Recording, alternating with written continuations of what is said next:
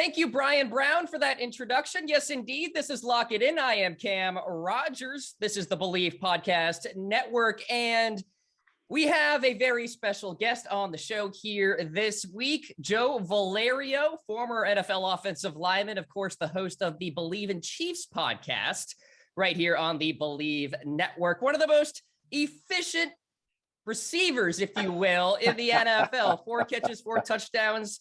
Perhaps Chris Carter before Chris Carter even happened. Joe, appreciate the time. Oh my God, so great to be with you, Cam, and thanks for all you do to promote sports and golf, one of my favorite things, which I love to watch and play, and I think that's awesome what you do there, giving fans and listeners insights to what goes on in the world of golf. And yeah, you stole my line, Cam. I was Chris Carter before Chris Carter knew he was Chris Carter, and God, boy, did I live every lineman's dream. It was funny when I started scoring those touchdowns and it got into the multiple numbers. Like, there's a lot of linemen that score 1 or 2 or whatever. And then when it started getting into like the 3 and 4 range, it was kind of like, wait a minute, should I go play tight end? Like, what's the deal? Have I been miscast? Right. But no, seriously, I was living every lineman's dream, and it was an absolute ton of fun to hear my name on the loudspeaker for something other than holding or offsides. Right, exactly. Now, Joe, I love good offensive line play, and I want to get into that in a little bit, but let's start with the touchdowns because I'm so curious. Right. And let's go back to Penn. I mean, were you catching touchdowns then? Was that ever part of the equation? I mean, how did this come about? Short of long snapping, I hadn't touched a football since I was in 7th grade, okay. On a football field. I think I recovered a fumble in college. And it was actually almost like a fumble rooski because it was I was a pulling tackle on the play. We were running a counter play, and the quarterback had a bad exchange with the center, and the ball literally bounced up and right into my hand. So it almost was like a practice fumble rooski, right? Like Nebraska used to run. And I actually picked it up and kept running because I was on a track, right? I was on a track to block in a counter play. And I kept running and I gained 2 yards, but that was my glory of college. And yeah, I mean, going to Penn was fantastic. It's so funny because, I always joke I was blocking Biff McNutty from Harvard, and then I was going against Howie Long and Reggie White. Quite a difference. What just happened, Yeah. And it was quite a transition. And, a funny story. I was in the locker room once in 1994. We were in the weight room, and it was during March Madness.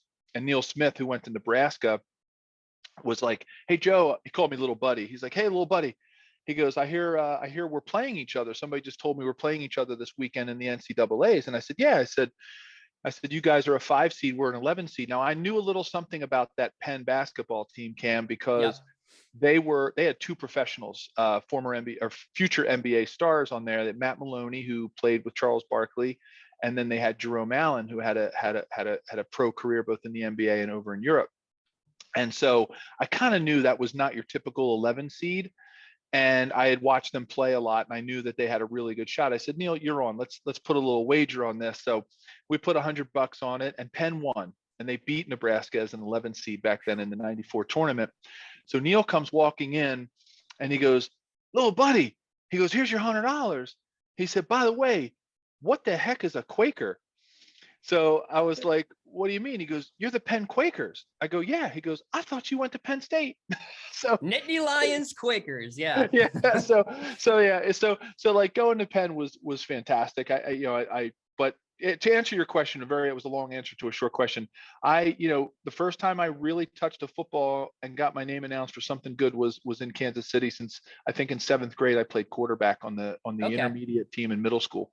Okay, there you go. Hey, I'm a former intramural flag football quarterback from college, B League, and I was not very good. I was a gunslinger. I took risks, Joe. That's okay. But so was there a long discussion about this first touchdown play, like a round table conversation about, hey, Joe, do you want to do this? Do you want to try this out? I mean, I'm just curious about the inspiration. It was a little bit of luck, and it was a little bit of Joe Montana being the prankster that he was. And there's a story behind this. So I come out in 91, I was drafted, and I started a few games in 92. I backed up, every position. I was long snapping. I was doing whatever I could to stay on the field. And then, but I was always the third tight end, because back in the old days of the Smash Mouth Marty Schottenheimer era with Christian Okoye and Barry Word, like 250 plus pound tailbacks.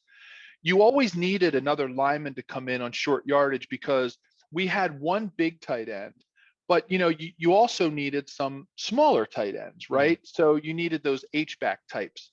So I would come in on short yardage and goal line even early on in my career, but never did anybody dream I was going to go out for a pass.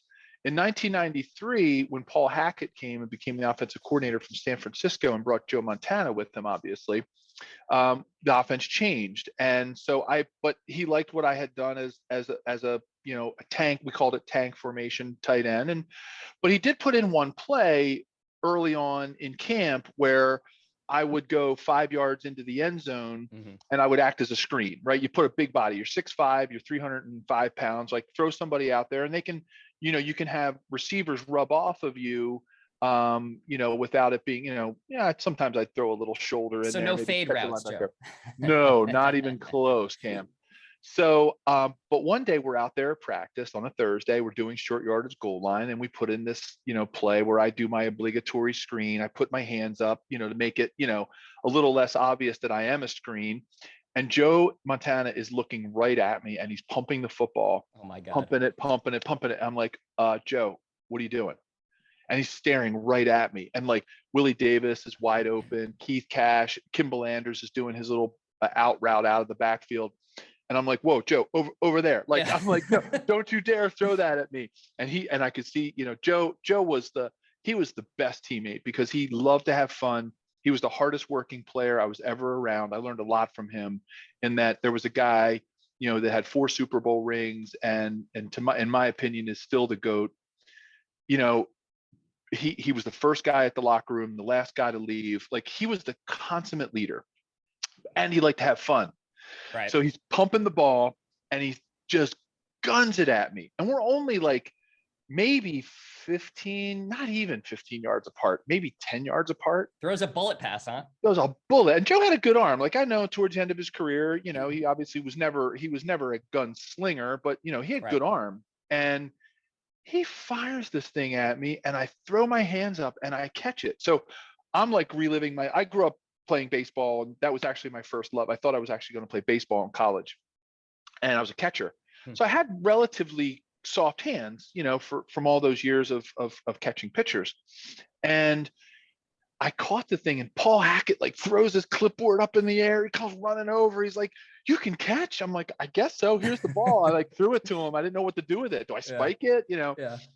And he goes, Joe, you're going to catch a touchdown pass this year. And I was like, wow, coach. I said, this West Coast offense really does open things up when fat guys like me are scoring. Right. And he's like, no, Joe, he goes, mark my word, you are going to score this year. So we kept putting in plays where, we would run, because don't forget, we had Marcus Allen, who was the ultimate goal line running back at the time. He was so good around the goal line, whether it was finding that small hole, plowing his way through, jumping over top. There's a great picture that I happened to be captured in the snow against Denver where he's diving over the goal line. Like he was awesome around the goal line. So when you ran him at the goal line, of course teams are going to collapse all 11 guys. So we used that to our advantage. Like this big guy is not going out doing anything because, for 2 years I had been running, block going on goal line. And we opened up against the Raiders. It was 4th and 1. Joe gets in the huddle and calls it. And I can, the play was called fake 16 George U slam. I was the U because I was slam and go out. Right. I was the only receiver on 3 of the touchdowns. One of the touchdowns was actually, I was the 4th option, which there's a whole nother story about that. And, of course, everybody's, going to dive onto Marcus, right? Because they see him sell out. Yeah. Great. Like he was awesome at faking. And I was just out there all by myself. And there was the ball. I could see the Wilson of the football spinning. And I'm like, oh, God. Probably felt like 10 minutes. Yeah, it really did, Cam. It really did. And so that was how it was born. That's how tackle eligible, stuff started.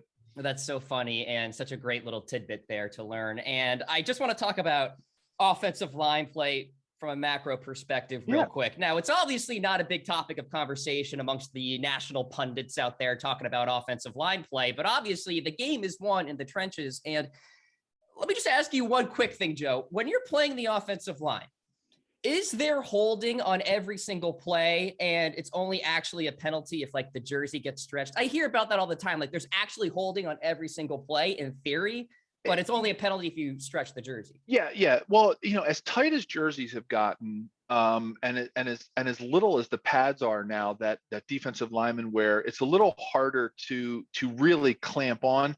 But yeah, there is nothing wrong with if you keep your hands inside the frame of the body of the defender. So I want somebody to picture, a football player standing straight up with their shoulder pads on, and let's say their number is 98. Okay. If you get right in there on the 98, it's okay to grab their cloth. Like officials, umpires, referees behind, even the line judges to a certain degree, as long as you keep your hands inside and you keep your body as close to that defensive tackle or defensive end or even linebacker for that matter as possible, and you grab some cloth and you get in there and grab something, a piece of a shoulder pad or whatever, they're not going to call that because they know the disadvantage that you're at. Right. Long gone are the days of the electric football, shoulders, elbows out, like block like this, don't open your hands. It's okay to have open hands on there. So technically, Cam, yes, there probably is what you would call a technical hold on every single play, because that's the way linemen are taught. Grab something, but keep your hands inside. Where linemen get into trouble is when the defensive lineman starts to break away and you don't feel their body moving away from you, and you let that jersey stretch or you let your arm stretch, and the defensive tackle or end like shows that like stretch of his jersey. That's where you're going to get caught. But as long as you keep them in tight, you're going to be fine. Now, they don't want you clamping either. They don't want your arms. If anytime a lineman gets their arms outside of the shoulder pads or outside of the elbows of the defensive lineman, they're going to call it because they don't want you clamping, right? Yeah. So I guess in essence, Cam, to answer a long answer to a short question, there is technically holding, but it's not really holding. Yeah. Holding is when it becomes an impediment for the defensive lineman or linebacker, or even a D-back for that matter, if you're holding out in the open field, when they see that they can't make a move and you're impeding them from making a move. So it's a little bit of a fine line. Right. It's a judgment call on the umpire and the referees, from their perspective, or even if it's a line judge or a back judge, if you're downfield blocking a D-back or linebacker downfield as a lineman, or even a receiver. As long as you keep your hands in tight, they're going to let you have that little bit of an advantage in that play. And when I coached offensive line in high school for 10 years, and that's what I always taught. I'd say, grab yourself something, go in and grab yourself something, but make sure you keep your hands inside. They're never going to call that. And so, it's a little bit of a technicality. Yeah, very interesting. And it's also worth noting that playing the offensive line is so reactionary as compared to playing the defensive line. You make the shot, you decide where you're going. Offensive line has to sort of react. And so, you're at a disadvantage, as you said. So, Definitely. So they give you that little bit of I guess maybe this is the wrong term, but the benefit of the doubt, right? Give you that little extra bit of an advantage on offense, because it's really hard. I mean, think about the size and athleticism of think about, for the Chiefs, Chris Jones of the world, in my era, the Howie Longs, the Reggie Whites, like the athleticism of the defensiveness and the size coupled with that of these defensive linemen and linebackers, it's really, really hard to not try to get in there and grab a little something, right? Because they're just, and that's why you see so much double teaming going on today. You can't, it's almost impossible to single block, a Chris Jones by yourself. No matter who you are. Yeah. It doesn't matter. You could be Joe Tooney, all pro, comes to the Chiefs free, Orlando Brown, I'm just naming some Chiefs all pros. But like, Anthony Munoz, one of the greatest of all time, John Hanna, it is darn near impossible to block these defensive tackles and some of these defensive ends by yourself and to sustain it. Right. Because they're so big, so athletic, so strong, so fast. I mean, just watch the combine sometime and watch what some of these 330, 350 350-pound defensive linemen are running the 40-yard dash in, and then how much they're bench pressing. And you're like, so that's why double teaming has really become the staple. Yeah. So what I used to teach to the young offensive linemen was get your double teams together so your hips are together and you become one 600-pound person trying to block that 350-pound person. And what you need to do, and for the listeners who want to really watch some like intricate line play this week during the playoffs, when you see a double team, watch how their butts and hips come together and they drive their hips together and they become one big plow. Right. So what you teach is then you want to block the next level. We'll call it the linebacker. So picture a down defensive tackle, right? And then picture the linebacker behind him stacked. You want to block that linebacker with that defensive lineman's butt. Okay. So you want to become one unit, and you want to actually block that linebacker using 600 pounds of weight and leverage against 350 pounds. Okay. 300-pound linemen, and then push him back far enough that it makes the linebacker make a decision about where they're going to go. Yeah. And then you have to come off and block as if you're double teaming, right? And you're trying to block two guys with two guys. And if that lineman comes off too fast to block the linebacker, what happens? The defensive tackle splits the team. Right. If you wait too long, the linebacker goes around or he cuts underneath and you miss him and he goes by you. So there is so much chemistry that goes into offensive line play and playing next to each other, where it has to come down to grunts and groans as your communication, which is what I think a lot of people lose sight of, and how hard it is to play offensive line and how much teamwork it is. And everybody always wonders, well, what's the difference? Take the next guard and throw him in there. Well, if that guard and tackle or guard and center haven't played a lot together, that matters. Yeah, it really matters. And that's like, one of the another little inside, some inside baseball on offensive line play. I was looking forward to this conversation. I could talk about offensive line play all day long, but we can't. We got to talk about the Chiefs here this week. Let me just say, to wrap it up though, there is nothing better, Joe, than an offensive line resetting the line of scrimmage, right? Yards down, and then you double team, get on that second level, and you have that big run. It's great to watch. So it does. It sets up. It opens the playbook for an offensive coordinator when you can run the ball, and that's what I'm hoping the Chiefs do this week. It's kind of a segue in. Right. Let's do it. Look, I hope that Eric Bieniemy and Andy Reid really, try to establish the run game early, especially with Clyde Edwards-Helaire coming back. It takes the pressure off of Patrick. It allows you to have a little bit more time of possession, keep the other team off the field. If you can get 4, 5, 6 yards of carry early and establish, like you said, Kim, there's an old saying in line play and amongst linemen is there is no feeling like moving another person against their will. And it's a feeling of like power that is like no other, when you can take another human being and move them against their will. And if you can do that, establish that line of scrimmage and move it, and you can get 3, 4, 5 yards of carry on first and second down, and you're setting yourself up for 3rd and 3. It just opens the whole playbook. You can do anything. Yeah. Yeah. It takes all the pressure off of the quarterback and his receivers, and it gives the offensive coordinator everything. So I hope the Chiefs commit to the run game against the Steelers and establish it early. And that carries on, if they're lucky enough to beat the Steelers, carries on into the playoffs, where they can give Patrick a few more options. So, Joe, I'm going to be the pundit here. I've listened to your show, your interviews plenty of time, and you are very level-headed with your analysis about these games and what can happen. But the Steelers are so flawed. I mean, the Chiefs are just going to blow out these Steelers. I'm a Ravens fan. So I was like living and dying last week, and Ben looked like the corpse of Ben Roethlisberger. It was like Peyton Manning in 2015, and this Steelers defense can't stop the run. It's not Pittsburgh Steelers football. The Chiefs are going to run away with this. The line is like 12.5 at Bet Online, Joe. So tell me I'm wrong here. I mean, I don't think this is going to be much of a game. Well, listen, here's the thing that concerns me, Cam, okay. and I think you're spot on. On paper, the Steelers don't have the big play capabilities Their run game is really struggling right now. They're 32nd against the run in the NFL. So they're at the bottom of the barrel. Now, it's a little bit counterintuitive to think that or see that on paper because they've got some stout dudes on the defensive front. It's just they haven't been able to put all the right pieces together to stop the run against the teams that they've played. And so on paper, I totally agree with you. I think Vegas is telling us that too, right? That this game really shouldn't be a game. It's a huge, huge line, and Kansas City is a huge favorite. One of the largest favorites we've seen in a long time in playoff history. Yeah, in the playoffs. And listen, Ben Roethlisberger, he knows what he's doing. He's got championship DNA.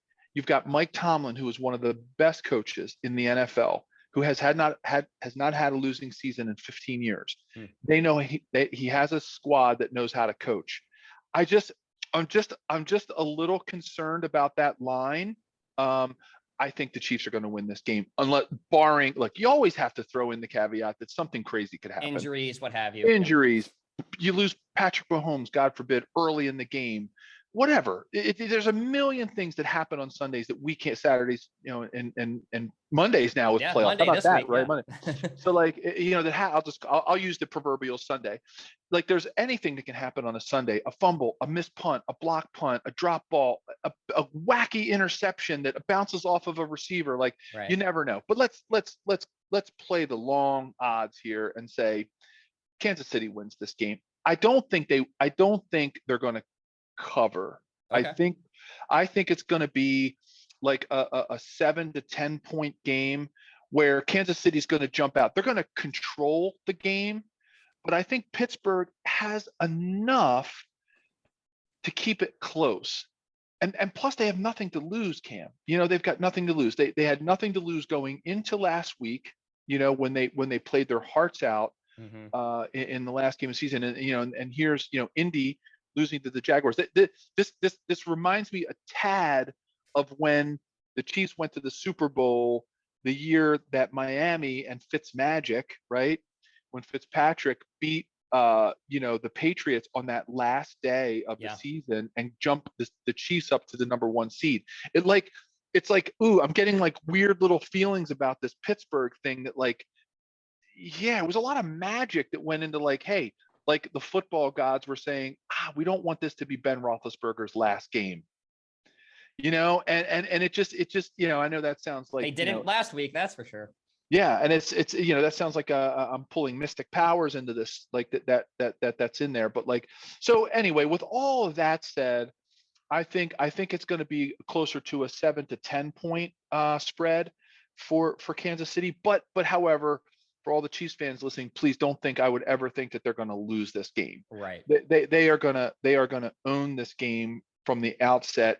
I just think Pittsburgh's going to be able to keep it somewhat close and maybe score late to bump that line to 7 or 10, and kind of like, that's like my thoughts on the game. I really do think on paper, but Coach Schottenheimer always taught us you never throw your helmet out and think you're going to win a game, Cam. Right.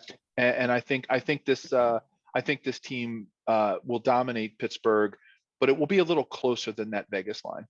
Yeah, it's interesting. Sports betting, one of the more unpredictable things in life. And I'm riding some momentum right now, Joe, because I did call the Jaguars game last week. All right. So I'm feeling pretty good about my best bets later this week. Stick around for that. But hey, I want to talk about your Eagles here real quick, because they're in the playoffs too. You're a Philadelphia guy. Yeah. Let's play hypotheticals. Eagles, Chiefs, Super Bowl. Where are you at? Ooh, that's a long road. Yeah. That is a long road. Number one, I do love my Eagles. I grew up in Philadelphia, live in Philadelphia. And, one of my favorite memories was in 1992, getting a chance to play the Eagles at Arrowhead. And when I saw those winged helmets come out of that tunnel, man, I was like, I can't believe I'm doing this. Like, I dreamt about seeing those helmets. And I think the Eagles, here's what I'm most excited about as an Eagles fan. Sure. I'm most excited the fact that they're in the playoffs. They're going to get some playoff experience with Coach Sirianni and this youngish team. They've got some youth. There's some vets, wily old vets, but for the most part, it's a relatively young team and a young coaching staff. So I think the fact that they made it to the playoffs is going to give them that, like, okay, we can do this, right? And they can get to the playoffs, and they can work through a season, learn how to stay healthy, learn when to rest, when not to rest, and do all those good things that you learn as a first or second year coach. They've got 3 first-round picks next year.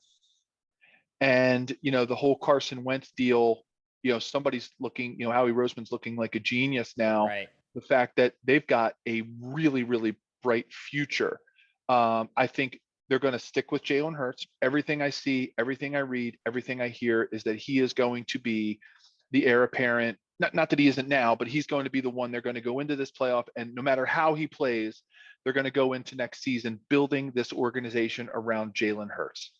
And I think that's exciting to be able to say we've got 3 first-round picks, which you can, maybe it's not all picks. Maybe they trade one of those picks for a core position that they really, really feel like they need. Maybe there's a super free agent wide receiver out there that could help support Jalen Hurts, and they can bring him in.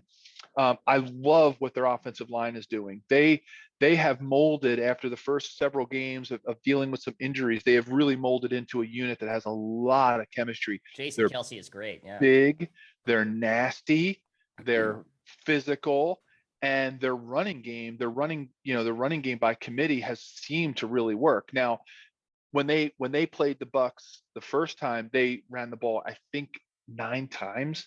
Crazy. That was crazy. They need to run the ball 99 times if they're going to beat the Buccaneers, because they got to keep Brady off the field. So, I think that's what's exciting for me, is that they've established a running game, and I'm really looking forward to what they can do against the Bucs to show me what next season is going to be like. I don't feel real good about them winning this game, and I don't think there's going to be as crusty as we are in Philadelphia, as East Coast as we are, and grumpy sometimes. Everybody knows the history of Philadelphia sports fans. I do still think that most fans are going to come out of this game, win, lose big, whatever happens, they're going to come out of this game feeling good that we made it to the playoffs with all the positives that we're going to be building on. I don't think they're going to be mad at Coach Sirianni if we don't win this game. They know that we have a lot to build. I'll tell you what, I mean, if you're an Eagles fan, you probably feel like you're playing with house money at this point. Oh, totally. In the playoffs, Yeah. right? Yeah. Totally. I totally agree with you there. It is. And it's kind of like the way the Steelers, I got to imagine that's how the Steelers are feeling. For sure. So. Well, a lot of good matchups here this weekend, Joe. And if you have any best bets outside of that Chiefs selection, feel free to let the folks know. What are you looking at this weekend? I gotta say, I know this one might come. I think my Eagles friends are not going to be happy. I think the Bucs are a pretty solid pick. Okay. I think it's this Tom Brady. I know the Bucs have struggled a little bit. They're the defending champs. I think the Bucs are a good pick at 8.5, because I think that's going to be probably a 10-point game. I think the same way that I think the Pittsburgh is going to be able to stay inside of that, big 12.5-point spread that they have. I think the Bucs are going to be able to get ahead enough and put a lot of pressure on the Eagles early that they're going to win by 10. So I think the Bucs is a decent pick. Here's one that I think might surprise people, and it could come back to bite me, but I feel pretty good about the Bills. Interesting. Okay. I think the Bills, as I've watched them over the course of this season, and I've watched Josh Allen, I think they have the capability, especially having watched very closely a couple of times that game against the Chiefs. Now, the Chiefs defense was struggling at the time. I just don't know if the Patriots can bring that momentum. I just don't think the Patriots can bring the momentum they have into Buffalo. It is going to be cold. And I know the 0 degrees, I think. And I know the Patriots ran all over the Bills the last time. I think the Bills have really game planned to shore that up. And I think I think Josh Allen's going to be a little bit more comfortable. So I have a feeling that the Bills are going to win by a touchdown. Okay. And I think they're going to beat the spread there, and be able to. Some of the other games are so darn close, and these teams are so evenly matched. It is really hard to call. Cowboys Niners is a tough one. Ooh, man, that is like, because everybody's looking. I know everybody's looking at the Cowboys like, God, what they did to the Eagles. Come on, like Rex Ryan was on ESPN going, they beat the B team. Like, come on, the Eagles didn't have one starter out there, not one. I mean, I think my old gym teacher was playing for the Eagles in that Cowboys game, and I just don't know. I not having that week of momentum, I'm worried about. I'm worried about that game from if I was a Cowboys fan, because I hope they're not going in with too much confidence or overconfidence, based on what's going to happen. So yeah, there's some really tough games out there to call. But I'd have to go maybe with the Steelers, the Bills, and possibly the Bucks as three good picks. Not that the Chiefs are going to lose, but I think the Steelers will be able to keep it under that 12 points. There you go, folks. Joe Valerio's best bets right here on Lock It In with Cam Rogers. Joe Valerio, former NFL offensive lineman, host of Believe in Chiefs. Joe, good luck to your Chiefs this weekend. Appreciate the time, sir. Thank you, Cam. This was great. Let's do it again, and let's make it a regular. Let's do this on the regular. You got it. All right, buddy. Have a great one. You too.